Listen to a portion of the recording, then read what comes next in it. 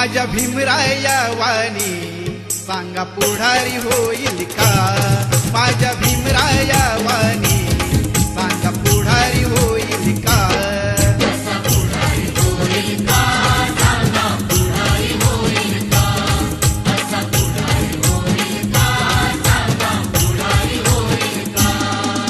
सुज्ञानाचा निर्मळ जरा भीमासारखा माणूस खरा जन्मा येईल का?